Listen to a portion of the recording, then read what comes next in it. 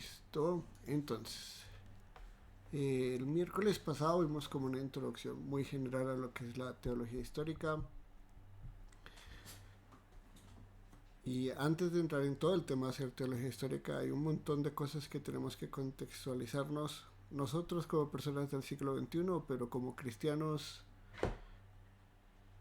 Y las próximas semanas, pues eso es a lo que me voy a dedicar, a contextualizarnos un montón de conceptos, de ideas que nosotros vemos de una forma, pero si queremos ir a entender la teología en sus raíces primitivas de la iglesia temprana, apostólica, anteniciana, postniciana, premedieval, etcétera, tenemos que tenerlos muy claros. Entonces, estos próximos miércoles me voy a concentrar en todo el tema de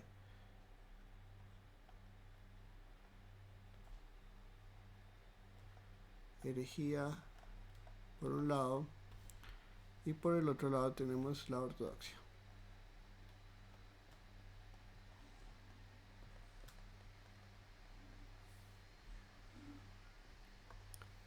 Palabras que, si cogemos cualquier libro de historia de la iglesia, vamos a escuchar, tal vez no tanto esta, pero sí mucho esta. Esta palabra está en todo lado. Tenemos gnosticismo, modalismo, monarquianismo, patripacianismo, nestorianismo, linearismo, etcétera, etcétera. Un montón de ismos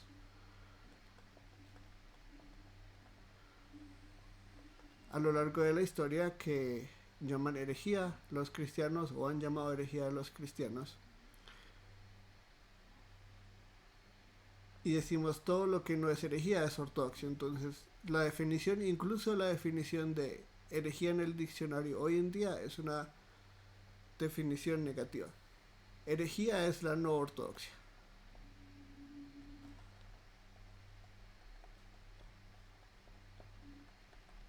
Es decir, todo lo que esté en contra de la enseñanza que se denomina ortodoxa,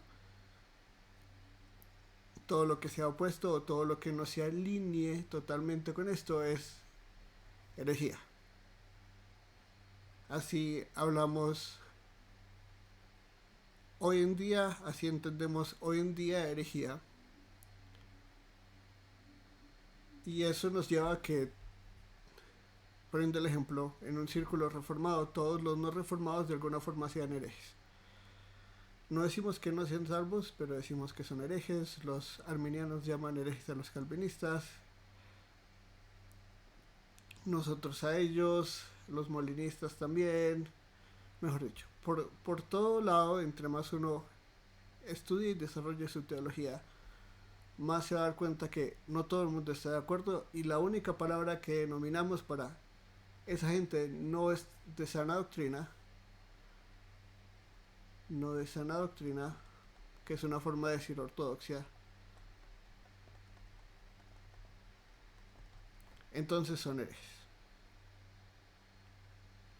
La tarea del día de hoy, si nos alcanza el tiempo, es definir herejía bíblicamente. Porque, aunque lo creamos o no, la palabra herejía está en la Biblia. Entonces no tenemos que ir ni a la historia de la iglesia, aunque nos pueda ayudar un poco, ni a un diccionario de griego secular, ni a un diccionario de griego bíblico, ni a un leccionario, ni a un léxico, a ningún lado para buscar definir la palabra herejía. Cuando vamos a abordar la historia de la iglesia y hacer teología histórica, tenemos que tener esto muy claro,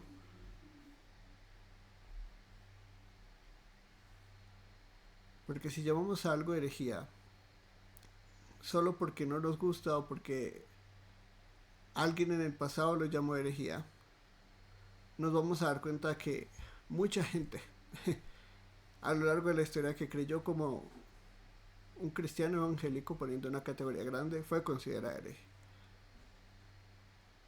Mucha gente bautista en un contexto reformado fue considerada hereje. Entonces tenemos que ir a la iglesia a abordarla de una forma que entendamos herejía, podamos distinguirla de la ortodoxia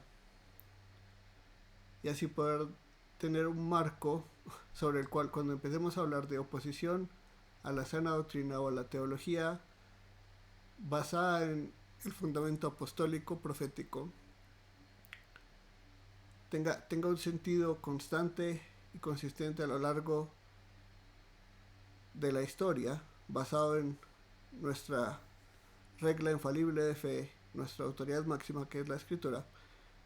Y así vamos a poder mostrar, por ejemplo, cómo la reforma es ortodoxa.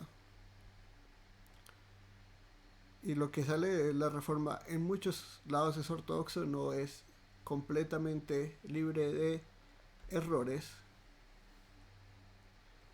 Pero herejía no equivale a error. Y esa es como una de las primeras categorías que tenemos que entender. Error no es lo mismo que herejía.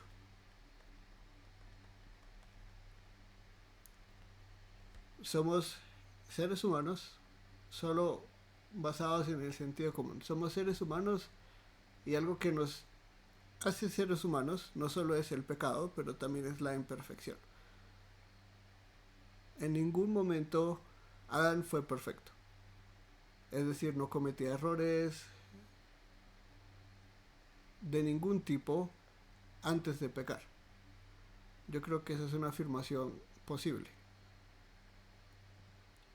Y los seres humanos no somos perfectos. Ningún ser humano es perfecto. Solo Jesús. Solo Jesús ha sido perfecto, un ser humano perfecto. Todos los demás no solo somos pecadores, que sí es parte de nuestra naturaleza y nos inclina hacia el mal, pero también somos propensos a cometer errores. Y podemos distinguir error de pecado, pero creo que es bastante obvio. Error es algo de nuestras facultades. Si yo no sé construir algo y lo intento por primera vez, voy a cometer errores. Hablar en público, tejer, montar bicicleta.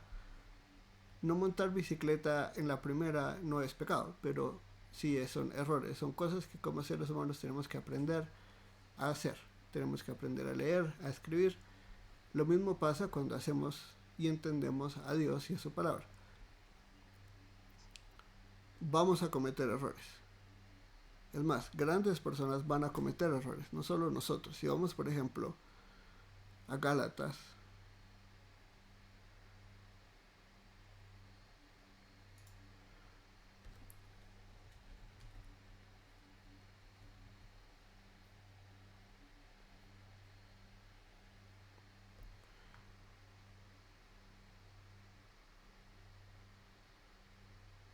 nos dice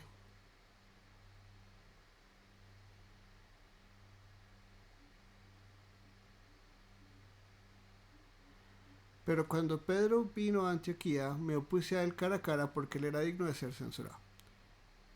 Pues antes de venir algunos de parte de Jacobo o Santiago, él comía con los gentiles, pero cuando aquellos vinieron, Pedro empezó a retraerse y apartarse porque temía la circuncisión. Acá Pedro podemos decir está cometiendo un error, o basado en su cultura como judío y en un periodo de transición que nosotros no vivimos, pero la iglesia naciente sí vivió, pasar de una iglesia judía, enteramente judía, a una menormente gentil, eventualmente una mayormente gentil, y todo lo que se implicó. Pedro pudo cometer errores, y creo que todos los apóstoles tuvieron que aprender, no solo porque Dios los llamó apóstoles y Jesús los proclamó como sus apóstoles, quiere decir que tenían teología perfecta desde el día 1. Ellos se dedicaban a la enseñanza, a aprender más, a entender más esta realidad, que significa que ahora en medio de la historia el Mesías ha llegado, ha resucitado y se ha ido y va a volver. Todos aprendieron. Pablo tuvo que irse unos años a aprender, intentando entender todo. Los 12 en Jerusalén se dedicaban a eso y fueron aprendiendo. Si vamos a lo largo del libro de Hechos, podemos entender eso. Podemos entender que y ver que no sabían, por ejemplo, que parte del plan de Dios era la inclusión de los gentiles en su iglesia. no solo de los judíos esparcidos en todo lado, en territorio gentil, sino los gentiles mismos. Todo Hechos 10 al 12 nos muestra eso. Entonces, uno puede tener error y eso no lo hace un hereje. Pablo no está diciéndole acá a Pedro que es un hereje. Solo le está en amor exhortando a no irse por el lado equivocado.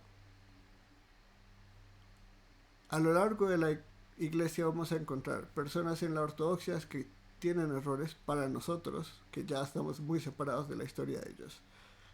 Errores que son parte de su época, de la información que tenían, del estudio que tenían, de su contexto cultural, de las batallas que tenían que enfrentar, tanto apologéticas como ministeriales, como personales.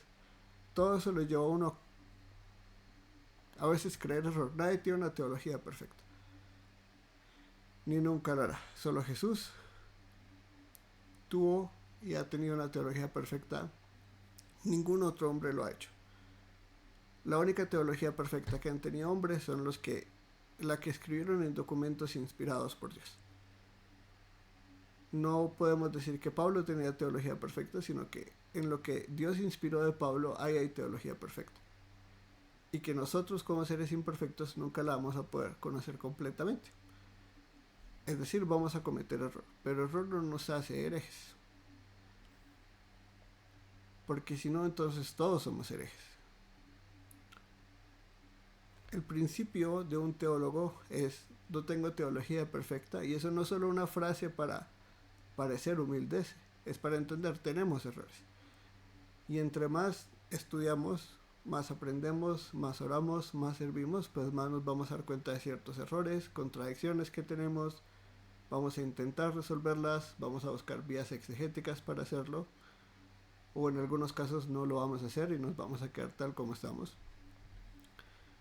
Pero nunca vamos a estar libres de error, nunca. El error hace parte de la ortodoxia.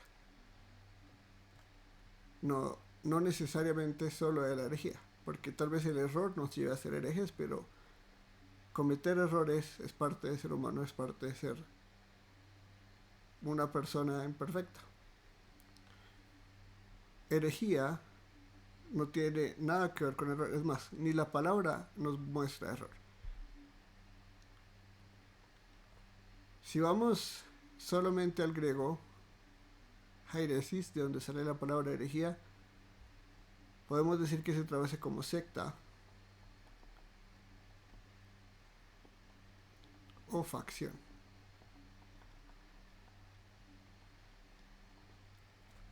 Es decir, es un grupo de personas que se separa de otro grupo de personas. Es decir, podríamos decir que en sus comienzos a los cristianos los llamaron una secta judía. Y eso no quiere decir que por ser una secta era necesariamente malo. Entonces, herejía no tiene en sí mismo o inherente en el concepto, solo en el concepto, la palabra en el griego original, una connotación negativa. Es solo una secta o facción. Tenemos un grupo grande, unos se separan de ese grupo, entonces vamos a ver que hay sectas judías, por ejemplo. No solo el cristianismo, que va a ser una de esas, pero otras conocidas como los fariseos, saduceos,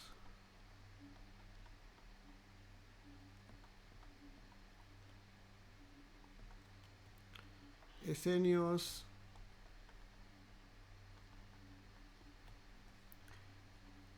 etc. Entonces podemos decir que dentro del judaísmo todos estos grupos existen. Todos tienen un origen o un punto en lo que se considera teología judía. ¿Qué los diferencia? Pues muchas cosas. Estos tres tienen más en común que pero aún así todos nacen de un entendimiento o del mundo judío. La palabra se utiliza mucho en el Nuevo Testamento. O sea, bastante para que la entendamos como la usaron sus autores. Por ejemplo, si nos vamos acá a la Biblia, se utiliza más que todo en el libro de Hechos. Podemos verlo aquí, por ejemplo. Vamos en orden. Hechos 5 nos dice: pero levantándose el sumo sacerdote y todos los que estaban con él, es decir, la secta, y acá lo podemos ver, la jairesis de los saduceos, se llenaron de celo. Entonces, ¿qué es una herejía? Que es un grupo que hace parte de una creencia religiosa, política, etcétera.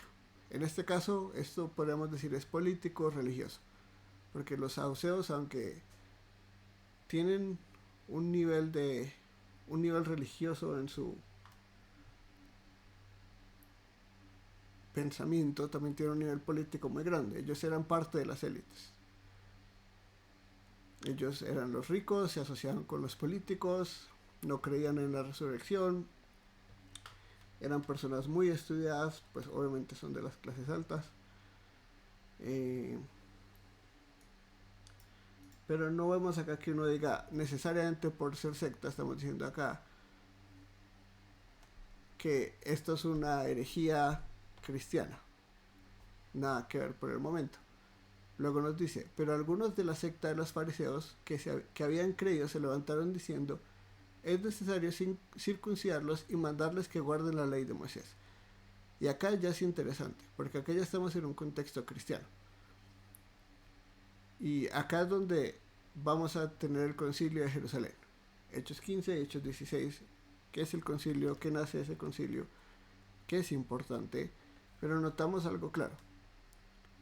Los fariseos que creyeron se volvieron una secta dentro del cristianismo.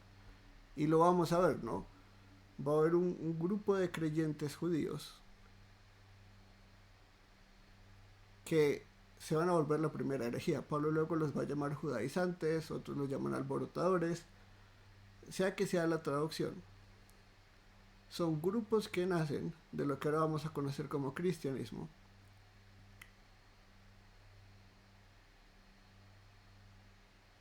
Y podemos decir, todo lo que es cristiano es ortodoxo. Dentro del cristianismo van a haber grupos, y esos grupos eventualmente se van a separar y formar sus propios grupos.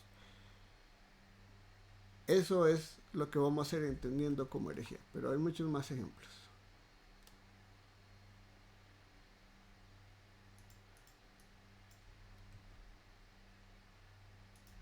Por ejemplo, Hechos 24 nos dice: pues hemos descubierto que este hombre es verdaderamente una plaga y que provoca disensiones entre todos los judíos por el mundo entero, y es líder de la secta de los nazarenos. Entonces acá ya se nos llama a los cristianos una secta judía. Cuando vamos al versículo 14, nos dice: pero esto admito ante usted, que según el camino que ellos llaman secta, yo sirvo al Dios de nuestros padres, creyendo todo lo que es conforme a la ley y lo que está escrito en los profetas. Luego vamos a 26:5.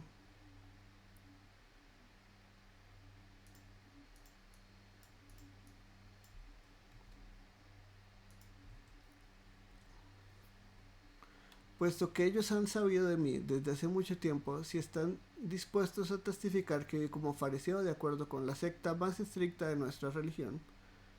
Ese es Pablo dando un discurso, bueno, una defensa. Luego vamos al final del libro de Hechos y nos dice: pero deseamos oír por ti mismo lo que enseñas, porque lo que sabemos de esta secta es que en todas partes se habla contra ella. Y estos son los judíos en Roma diciéndole a Pablo: te vamos a escuchar. Lo único que sabemos de su secta, de su facción judía, es que a ningún judío le gusta. Eso es lo que los judíos romanos saben respecto a el cristianismo.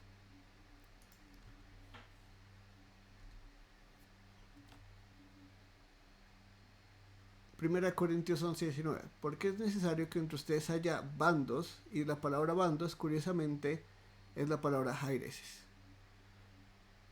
a fin de que se manifiesten entre ustedes los que son aprobados. Entonces, Pablo está diciendo acá que es bueno que haya división o sectas o facciones en la iglesia de Corinto para poder distinguir los que son aprobados de los que no son aprobados.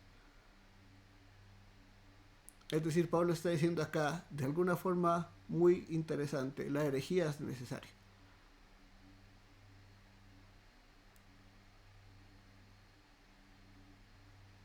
Eso es algo que como cristianos nunca pensaríamos. Pero Pablo lo dice ahí. Acá está, heresis, la misma palabra. Nada que ver con error o con diferencias doctrinales, pero con sectas o facciones. Nos volvemos al libro de Gálatas 5:20. Esto es el fruto de la carne, ¿no? Las obras de la carne son evidentes, las cuales son inmoralidad, impureza, sensualidad, idolatría, hechicería, enemistades, pleitos, celos, enojos, rivalidades, disensiones o herejías. Acá hay una nota que dice divisiones, supongo. No, nos lleva a 1 Corintios 11:19. Herejías. Eso es parte de las obras de la carne. Podríamos decir acá divisiones, grupos, sectas, facciones. Acá no está diciendo Pablo nada de gnosticismo, no está refiriéndose a ninguna herejía en particular, pero sí dice que parte de lo que la carne es causar divisiones o traer sectas, facciones. Y eso solo podemos verlo en el contexto de la iglesia y el cristianismo como algo de lo que puede haber divisiones. Entonces, cuando hablamos de ortodoxia tenemos que hablar de una unidad. Y ya haré como un poco un diagrama al respecto. Pero sí que envidias, borracheras, orgías y cosas semejantes.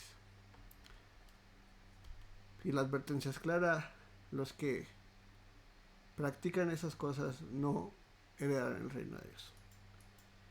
Y pasamos a un pasaje que también nos nombra la palabra herejía.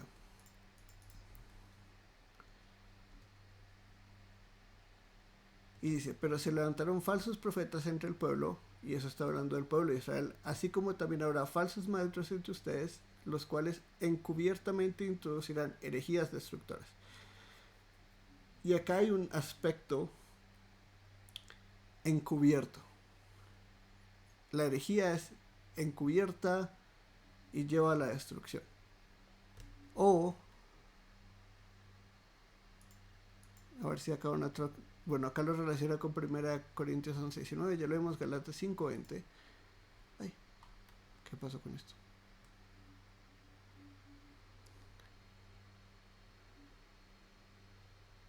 Y la palabra que dice acá, apoleias, es una destrucción total, ¿no? Apoleias, destrucción, es lo que por completo destruye todo. Entonces, si vamos a intentar entender esto, yo lo pongo más o menos con dos diagramas. ¿Sí es? Si hablamos de ortodoxia, tenemos que hablar como una unidad, como sea que lo queramos llamar. Esta unidad es el cristianismo.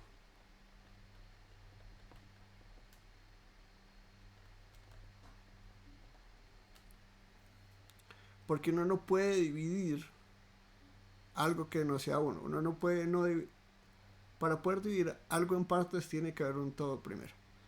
Eso es el cristianismo. El cristianismo es ortodoxia.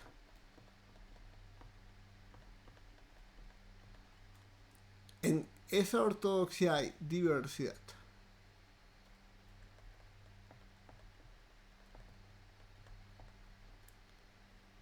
Todo esto sigue dentro de la ortodoxia. Hay diversidad. Es decir, hay diferentes creencias que podríamos denominar todas son cristianas. Y hasta los llamamos asuntos secundarios.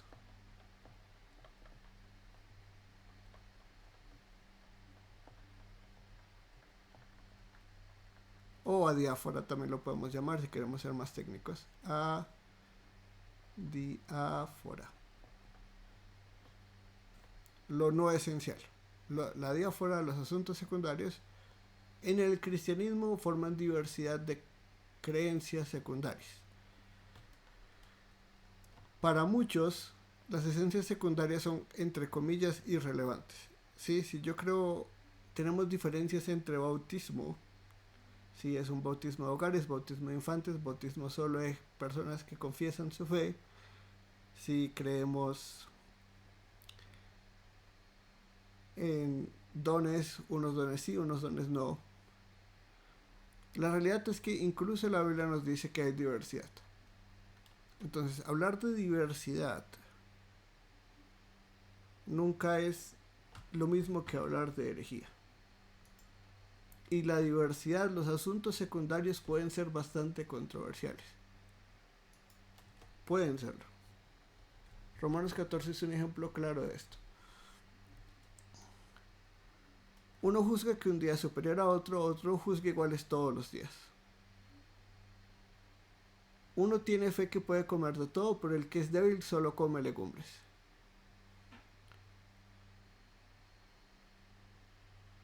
Y podemos incluso ponerlo en un contexto más. Cuando hablamos de solo legumbres, estamos hablando principalmente, y acá yo creo que hay un contraste muy grande entre judíos que vienen de tradiciones, cristianos que vienen de tradición judía y cristianos que no vienen de tradición judía, y las diferencias de convertirse a Cristo, ¿no? Pablo lo va a decir también en Corintios respecto a comida sacrificada a los ídolos, ¿no?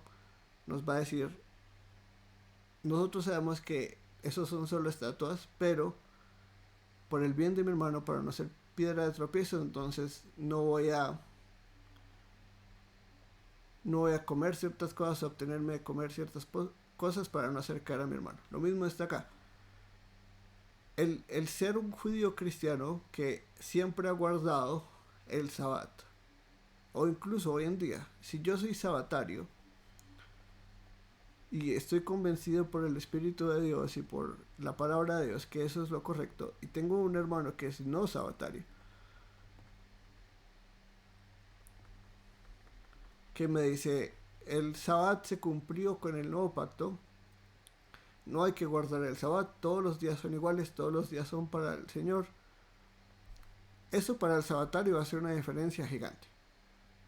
Porque decir, no, el domingo es el día del Señor y es un día para el Señor dedicado y santo y apartado de todos los días para adorar al Señor. Para este hermano va a parecer un relajado, un antinomio, una persona que no valora ni ama la ley de Dios.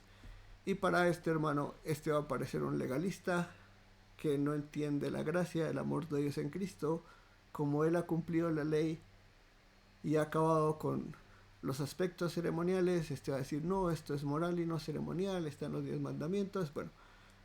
Bueno, pueden pelear toda la vida respecto a esto, pero siguen dentro de la burbuja del cristianismo.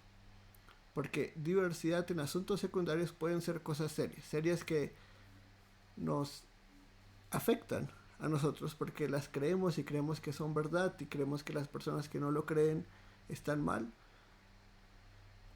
Eso pasa si yo soy un judío que veo que la comida sacrificada a los ídolos es pecado, tengo la Biblia, tengo a Daniel, veo que Daniel se abstuvo de comer comida sacrificada a los ídolos y mi hermano cristiano gentil está ahí gozando el banquete. Porque dice, bueno, igual no hay esos dioses no existen, esta comida la puedes disfrutar para la gloria de Dios. Pero ¿qué estoy haciendo yo? Creando divisiones que aunque secundarias pueden ser bastante diversidades, bastante tocantes, bastante sensibles. Podemos poner acá diferencias soteriológicas, aspectos de predestinación y no predestinación. Acá hay bastantes cosas que parecen opuestas y son muy chocantes entre las personas, pero que siguen estando en el cristianismo, siguen siendo posibles, siguen estando basadas en la palabra de Dios. Pero dentro del cristianismo van a empezar a nacer personas, líderes, iglesias que van a empezar a tener ideas que no están en lo que llamaríamos ortodoxia, no están en lo que llamaríamos cristianismo, pero vienen ya sea de reflexiones filosóficas,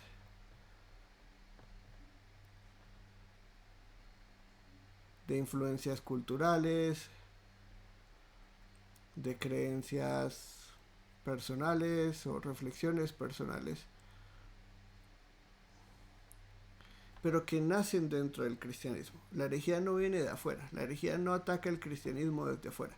Eso es lo que la hace de alguna forma tan terrible. No viene de afuera para adentro como el mundo, el reino de la oscuridad sí puede ser, pero empieza infiltrada, encubierta, como Pedro dijo. Van a venir personas encubiertas. ¿Por qué? Porque acá todos los que estamos acá nos llamamos cristianos. Y estas personas también van a usar el nombre de Jesús, van a usar el título Cristo o Mesías, van a hablar de Dios, de salvación, de la cruz,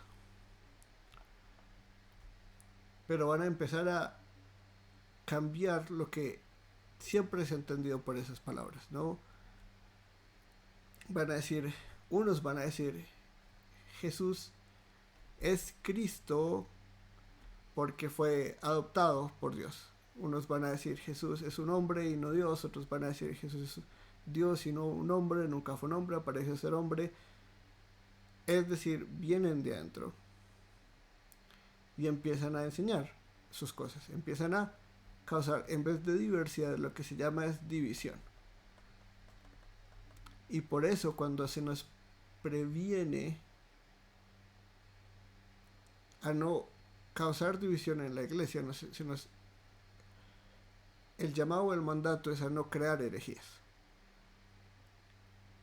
Es decir, una secta o una facción que nace dentro del cristianismo y lo que va a hacer es dividirlo. Entonces, estas personas o este grupo de cristianos, por la enseñanza de estas personas o de líderes que creen estas cosas, porque la herejía siempre viene de personas que reflexionan, que empiezan a escuchar cosas, que empiezan a mezclar cristianismo con otras cosas y hacer sincretismo o sacar conclusiones basadas en interpretaciones privadas, etcétera. Pero sea donde nazca el espíritu hereje, nace en la iglesia, nace un líder, nace un movimiento, lo que busca es causar división. División es separar un grupo y a estos cristianos o ex cristianos, como queramos llamarlos, luego se los puede completamente dividir. Y entonces es donde empezamos a darles títulos. Por ejemplo, poner un docetistas.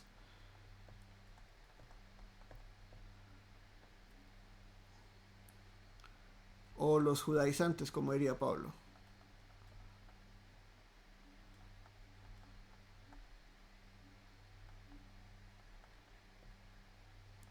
Hay verdades centrales del cristianismo que estas personas empiezan a negar.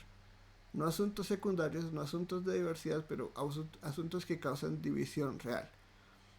Es decir, si en mi iglesia hay personas que creen cosas que están de acuerdo a los fundamentos, pero son diversas, y tengo un hermano que es miembro, un pastor que es de un grupo de ancianos que tiene posiciones diversas a mí, eso no lo hace divisivo, no lo hace hereje.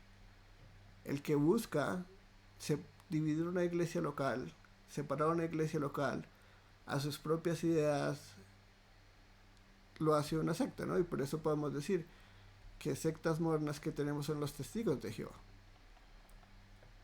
o los mormones.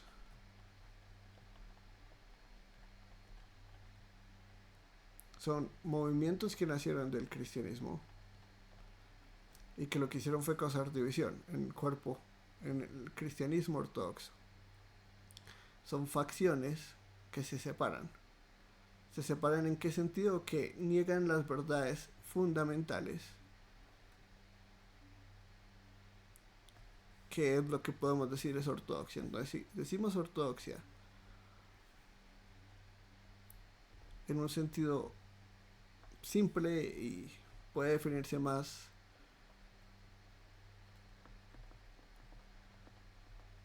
son las creencias fundamentales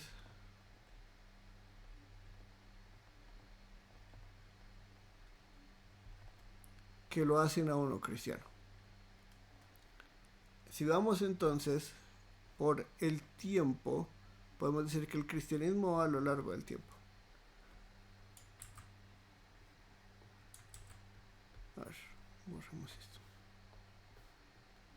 Intento hacer una línea recta.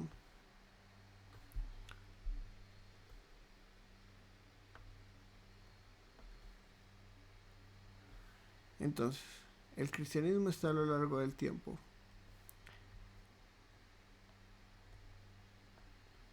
Y del cristianismo van a empezar a desprenderse herejías.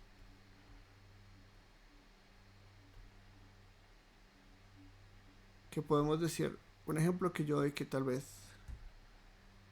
no sea el más culturalmente relevante para todo el mundo, pero podemos decir que es como en la película de Avengers cuando ponen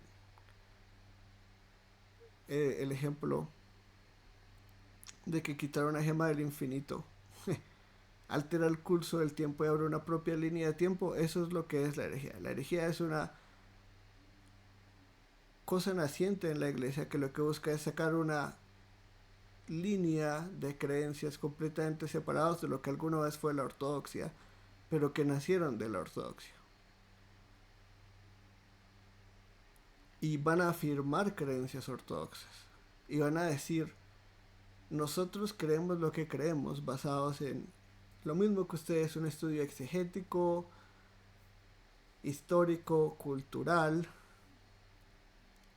No son gente que completamente niega el cristianismo. Es más, por eso cuando lleguemos, por ejemplo, al siglo XIX, XX, y veamos el nacimiento por acá bien tardío del cristianismo liberal, son personas que aunque niegan por completo al Jesús histórico como es presentado en los evangelios y empiezan a hablar de la palabra de Dios como mitos, llena de mitos, de mitología, en donde no hay verdad, pero aún así hay una conexión gnóstica con un Cristo de la fe, a través del cual yo puedo tener una trascendencia y una relación con Dios. Es decir, van a utilizar el término Jesús, van a utilizar el término Cristo, van a decir, nosotros estudiamos la palabra de Dios, van a decir, nosotros enseñamos la palabra de Dios, pero van a empezar a redefinir todo eso. No son un grupo de afuera, y no que nos ataca y que dice ustedes son falsos, como puede ser, por ejemplo, religiones que ya existían, ¿sí? Una cosa es, por ejemplo, judíos atacando el cristianismo, paganos atacando el cristianismo, y otra cosa son sectas como los judaizantes que vienen dentro del cristianismo y lo que buscan es dividirlo y decirle a la gente, nadie es un verdadero cristiano si no se circuncida y cumple la ley de Moisés. A lo que Pablo va a decir, sean malditos, porque predican un evangelio diferente. Pero esto es herejía. Ya entendido de esta forma, vamos a notar que cuando enfrentamos la herejía, estamos enfrentando algo que no solo es necesariamente en sus orígenes completamente descabellado y loco. Por ejemplo, cuando hablamos de los gnósticos y hablamos de los primeros gnósticos, ellos están mucho más cercanos a lo que podríamos llamar ortodoxia que gnósticos mucho más adelante después de elaborar mucho más su teología. Si llegamos por ejemplo al gnosticismo de Valentino, eso no es lo mismo que el gnosticismo que se enfrentó a Juan. Sí, empezaron a negar verdades fundamentales, empezó a tener herejía al decir Jesús no vino en la carne, y por eso Juan les escribe, si alguien afirma que Jesús no vino en la cárcel, no es de nosotros. Por eso Pablo, Pedro, Juan y todos los apóstoles nos van a decir, van a venir falsos maestros, van a venir lobos disfrazados de ovejas. ¿Qué quiere decir eso? Que van a parecer parte del rebaño. Es decir, todavía están en los bordes. Si se van a separar con el tiempo, se separan y se separan de formas distintivas.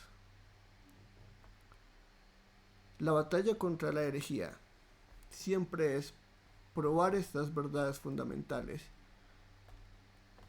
y defenderlas. Y eso ha llevado a diferentes personas a lo largo de diferentes épocas a tomar diferentes estrategias. ¿Por qué? Porque esta gente que utiliza nuestro mismo lenguaje, nuestra misma Biblia, a veces inventan sus propios escritos, pero nuestra misma Biblia, nuestro mismo lenguaje. Y eso llevó a muchos cristianos en una época a decir, no podemos usar el mismo lenguaje, tenemos que usar lenguaje que identifique verdades bíblicas, pero que nos distinga de ellos, porque si no, van a pensar que son parte de la ortodoxia. Y no lo son, y sabemos que no lo son. Entonces es una batalla increíblemente difícil. Pelear la herejía es algo muy difícil. Porque si bien podemos decir que los líderes son los que tienen más en su corazón esto de la división y son los más lobos disfrazados de ovejas, hay un rebaño que los escucha. Y el corazón del apologeta es a ese rebaño. Y también para esa persona. Judas nos dice que podemos rescatar gente del fuego. Es decir, la batalla contra la herejía es una batalla por la salvación de personas que alguna vez creyeron el mensaje cristiano y que por ya sea un falso maestro, por muchas cosas, se dividen o siguen a un líder que se está dividiendo o están en un proceso de división y se separan a tal punto que ya luego abandonan las verdades fundamentales por completo.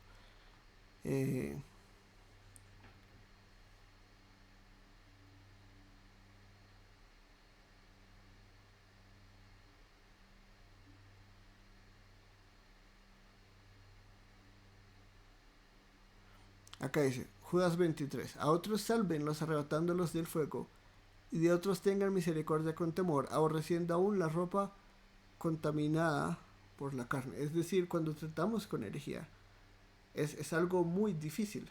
Tanto cuando vayamos a la iglesia apostólica primitiva, pre-niciana, niciana, post-niciana.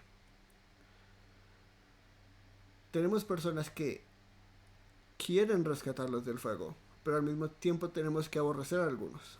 Y es difícil tomar esa decisión.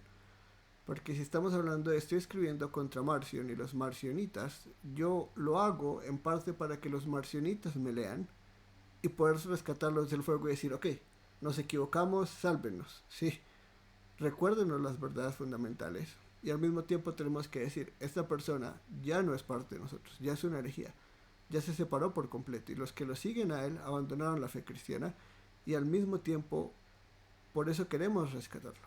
Y ahí es donde yo digo, Pablo nos dice, la división de alguna forma es buena y la herejía de alguna forma es buena, porque si no hay herejía, y acá tenemos un montón de personas que creen con cosas completamente diferentes y se llaman a sí mismas ortodoxas, ¿cómo vamos a distinguir los que son de los que no son?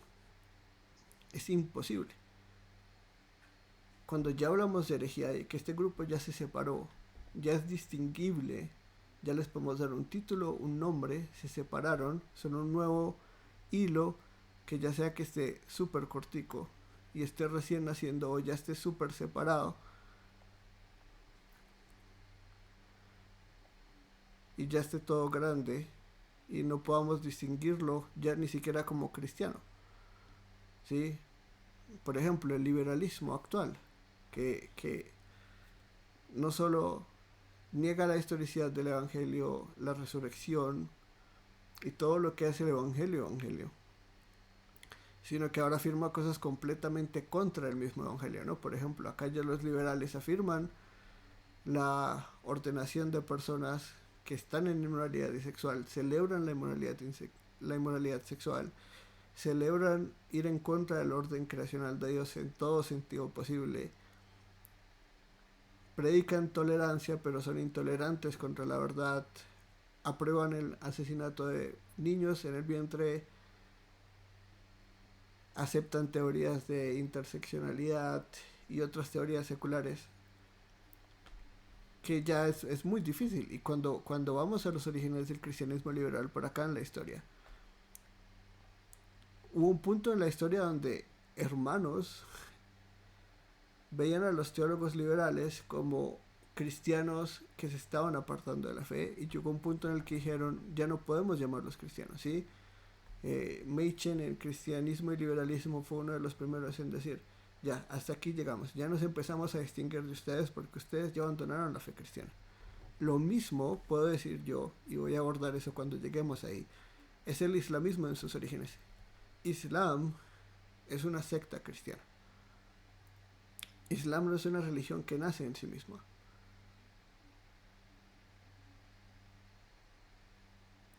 Es algo que nace de un contexto cristiano particular, de un hombre en un mundo medio oriental con una visión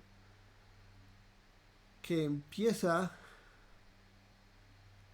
de una forma y termina de una forma bastante drástica, ¿no? Y es lo que luego nos va a llevar a los sunitas y otras sectas musulmanas que ellos mismos se dividen, que ellos mismos se odian entre ellos, pero ellos afirman a Jesús, pero afirman a Jesús en términos de un cristianismo que era relevante para Mahoma en su época. Él no conoció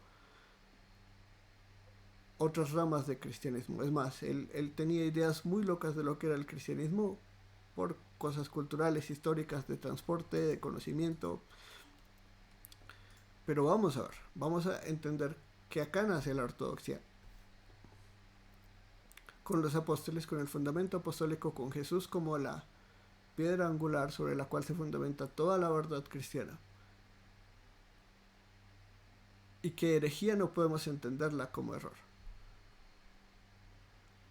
Porque dentro de acá también van a haber errores. En medio de esa diversidad, estas personas dicen que esto es un error y que esto es un error. Estos dos dicen, ustedes están mal, es esto. No, ustedes están mal, es esto. Pero ambos están acá. Ambos todavía están en los bordes. Ahora, si yo empiezo a decir, el que no guarde el sabbat es anátema, es maldito, entonces me empiezo a separar y me empiezo a separar y luego formo una división y los llamo los sabataristas y digo, todos los que no celebran el Día del Señor como nosotros lo celebramos y lo guardan perfectamente como nosotros lo hacemos, son herejes. Y ya es cuando ¡pum! Empieza a crearse división. Pero inicialmente hay bastante diversidad. En ciertos sentidos, y cuando lo vemos de forma muy muy grande, es muy poca. La verdad es que los asuntos secundarios, aunque pueden ser muy tocantes para muchos, son muy pocos. Cuando hablamos de las verdades y creencias fundamentales del cristianismo, eso es lo que más importa, eso es lo que es mucho, y todos los cristianos, de verdad cristianos, que sean parte de la ortodoxia, están de acuerdo con esto, incluso si lo entienden de forma diferente. ¿Sí? Incluso si hablamos acá de expiación limitada en un sentido de su alcance o en un sentido de su intención, todos creemos que solo un grupo de personas va a ser salvos. De lo contrario, somos universalistas y los universalistas son una división del cristianismo. Esas son verdades fundamentales que, aunque creemos todos y lo podemos creer de formas diferentes, cuando ya las negamos, nos empezamos a dividir, a separar y a crear un movimiento completamente diferente. Históricamente podemos justificar cómo la Iglesia Católica Romana es una herejía. Y por eso podemos llamarlos herejes, de alguna forma, porque ellos mismos se separaron de lo que son las creencias ortodoxas bíblicas, no solo históricas basadas en los padres apostólicos, que eso es a lo que ellos se aferran, porque los padres apostólicos pueden tener error y ser cristianos, pero bíblicas, y entre más acceso tuvimos a la Biblia, más tiempo para estudiarla, más personas que la estudiaron antes que nos dieron bases para estudiarla cada vez más profundamente, pues más vamos a llegar a formulaciones más elaboradas y detalladas y vamos a cometer entre comillas menos errores, pero vamos a seguir siendo cristianos. Lo que tenemos que entender de la herejía es que la herejía nace dentro del cristianismo. La apostasía es cuando una persona completamente ya se abandona la fe, niega a Jesús y comete el pecado imperdonable. Pero la herejía, de la herejía hay salvación. Y de la herejía hay un espíritu que el ortodoxo debe tener de restaurar. Porque la división, aunque tiene su utilidad, Pablo mismo lo dice, es bueno que haya divisiones, que haya sectas, que haya facciones, para distinguirlos los unos de los otros. Una tendencia muy grande del ortodoxo al ver una facción o al ver una secta es echarlos para allá, echarlos para el fuego, condenarlos, como hacen los ortodoxos y los católicos, dictarles el anátema, excomulgarlos y decirles ya, ustedes verán cómo se defienden. Ustedes abandonaron la fe, se van a ir todos al infierno, chao. Nuestro espíritu contra la herejía debe ser restaurador. Vuelvan. Como Dios a Israel todo el tiempo. Vuelvan. Ustedes se fueron, ustedes se separaron, ustedes se dividieron. Vuelvan. Recuerden las verdades fundamentales que les fueron enseñadas. Recuerden el centro de la doctrina cristiana. Porque no se puede ser cristiano y ser unitario. Por más de que haya personas unitarias que tengan un gran entendimiento de muchas verdades fundamentales y nos digan sí, imputación, doble imputación, predestinación, expiación, limitada por un lado, por el otro, y todos digamos amén. Cuando llegamos a teología propia, nos dicen, no hay tres personas de un solo Dios, hay un solo Dios que se manifiesta ya sea una perspectiva modalista, de tres diferentes modos, o parcialistas, tres diferentes partes que todas forman un Dios, pero solo hay un Dios, no tres personas, sea que sea la versión unitaria que se tengan, que usualmente es modalista o monarquianista. Son una secta porque abandonan una verdad esencial del cristianismo, y es que en Jesús se nos ha revelado la naturaleza trinitaria del único Dios.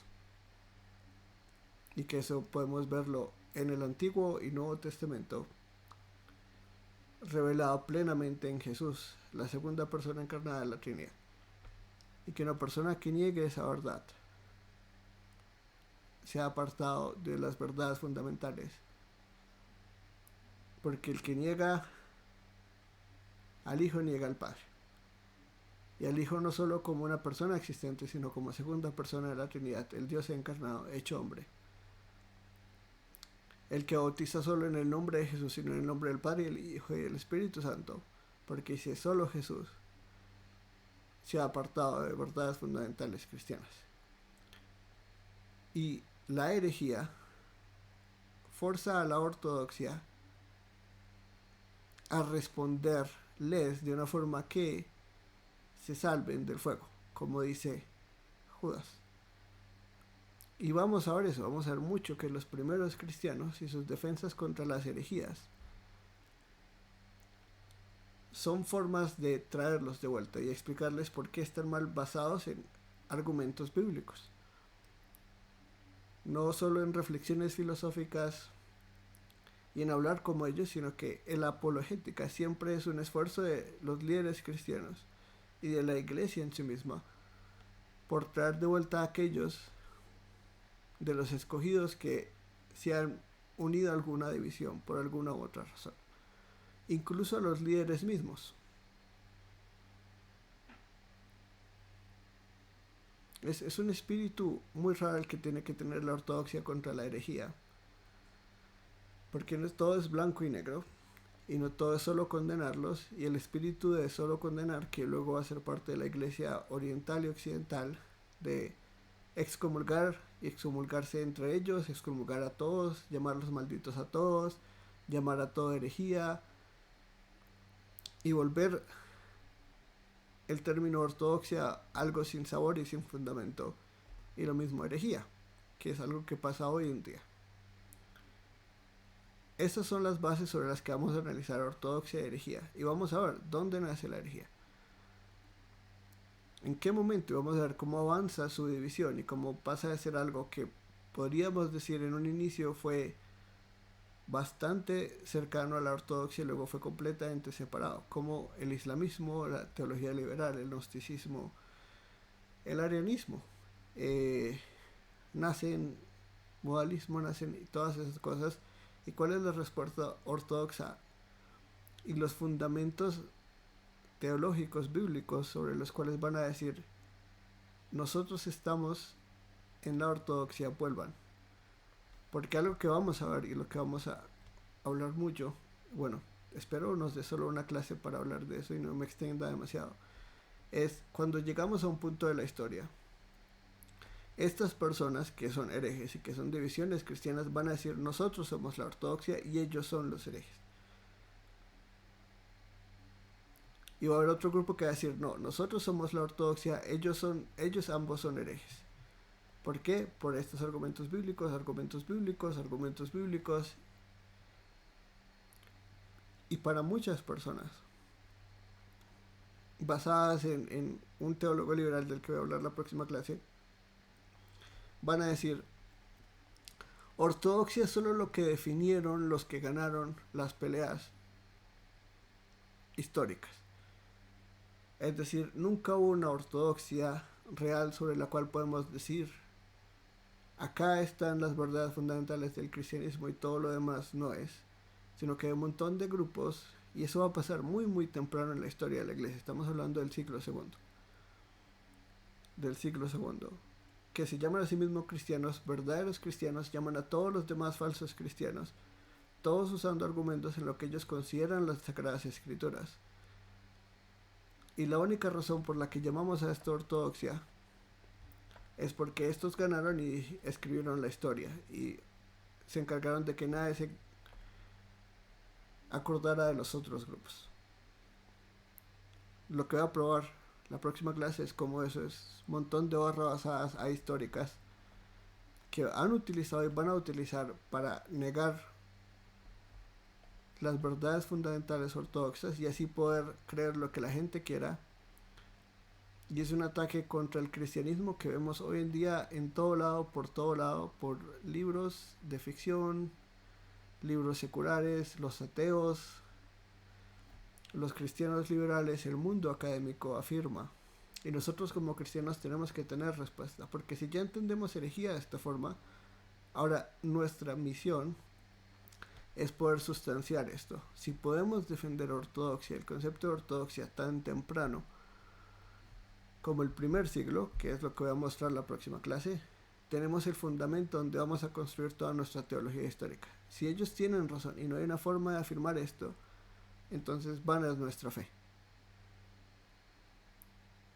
Absolutamente vana, porque no tenemos nada en que sustanciar nuestras creencias que tenga base histórica, bíblica, apostólica. Y bueno, eso va a ser la próxima clase. ¿Esto sí quedó claro? Sí, está muy claro, mi hermano Daniel. Muchas gracias. Perfecto. Entonces, dejamos así por hoy y ya la próxima clase empezamos a ahondar más este tema de fundamentos históricos que necesitamos entender antes de empezar a leer otros teólogos de la historia o nos vamos a perder por completo. Que tengas una linda noche. Bendiciones. Muchas gracias. Bendiciones.